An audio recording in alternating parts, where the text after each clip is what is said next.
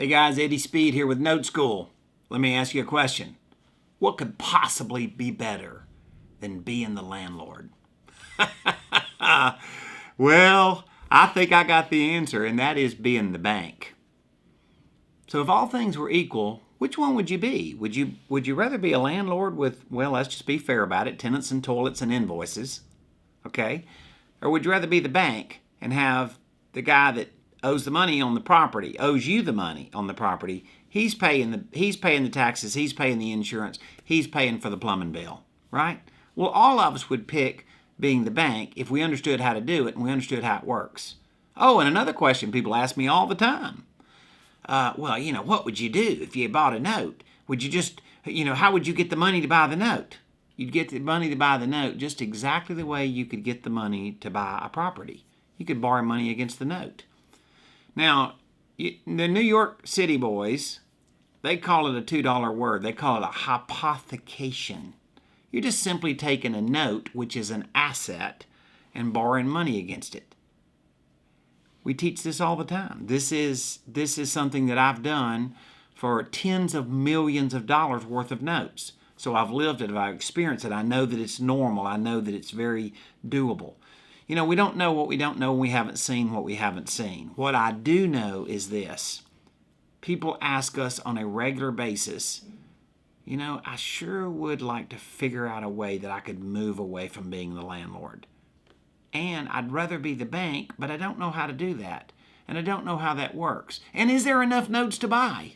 Well, there's only a couple of $1 billion worth of seller finance notes created every year.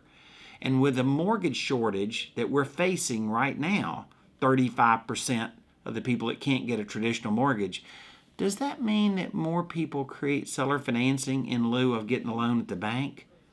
Huh? What do you think? So these market conditions are going to have a huge increase in inventory of notes.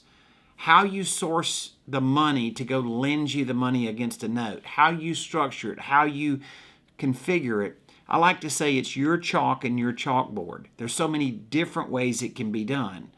It's very, very exciting when we spend time with somebody and they get to understand more about what we're talking about, and then all of a sudden they start realizing, I want to be the bank. Being the landlord was okay. Some people say it's not okay, by the way. Being the landlord's okay, but being the bank is awesome. That's what we do. I've been doing it for, now 40 years. I was introduced into the business by accident, starting out being the bank when I started. I didn't start out traditionally like most people do that end up in notes. And that is, I didn't start out buying houses and becoming a landlord and doing all this stuff. I just somehow got lucky and fell into notes first. Most people that end up in notes started out being in real estate, and particularly landlording and doing those things. Why did they switch? Because they didn't know what they learned initially up front did not include how they could be the bank. So when they figured out how they could be the bank, then they're like, oh my gosh, this is much easier. I get higher cash flow, way less headaches, way more security, and a predictable return. I like that. I like being the bank. Well, I do too.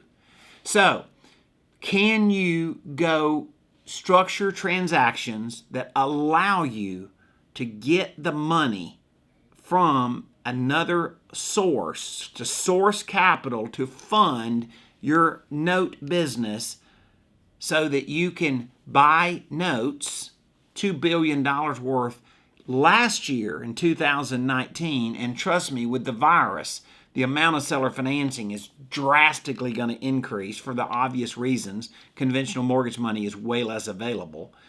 So seller financing fills the gap.